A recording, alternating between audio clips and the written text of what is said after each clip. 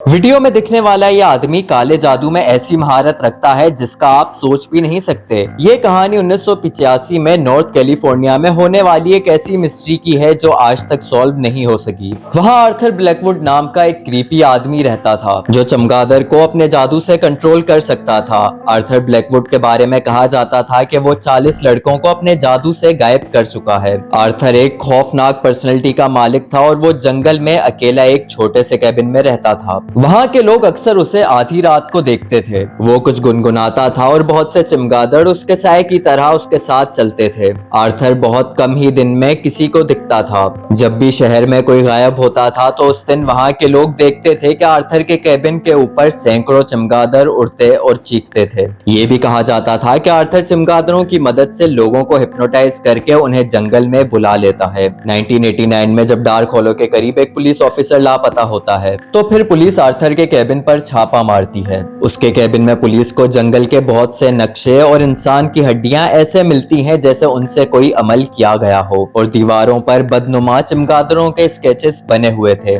लेकिन Arthur police को वहां नहीं मिलता। आर्थर को ढूंढने के लिए पुलिस एक बड़ा ऑपरेशन अनाउंस करती है और उसके डर से लोग खुद को अपने घरों में कैद कर लेते हैं कि कभी भी आर्थर वापस आ जाएगा। कुछ ही दिन गुजरते हैं और फिर एक दिन नॉर्थ कैलिफोर्निया का पूरा आसमान चमगादड़ों के हुजूम से भर जाता है। वहाँ के लोगों को दिन में ही रात का मंजर दिख रहा था और अगले दिन शाम को एक फार्मर क्लेम करता है कि उसने आर्थर को जंगल में देखा है। उसका कहना था कि आर्थर बहुत भयानक दिख रहा था और वो कुछ गुनगुना रहा था जिसकी वजह से सैकड़ों चमगादड़ उसके साथ जा रही थी। आर्थर के बारे में ये सुनने के बाद वहाँ की गवर्नमेंट इतना डर गई थी कि किसी बड़े नुकसान से बचने के लिए कुछ दिन के लिए वहाँ लॉकडाउन लगा दिया जाता है। उस दिन के बाद से किसी को आज तक नहीं पता कि आर्थर ब्लैकवुड के साथ क्या हुआ होगा। वहीं जिन लोगों ने आर्थर को अपनी आंखों से देखा था उनका मानना है कि आर्थर आज भी वहाँ के अंधेरे जंगल में अपनी चमगादड़ों की फौज के साथ रहता है और अपने अगले शिकार का इंतजार कर रहा है।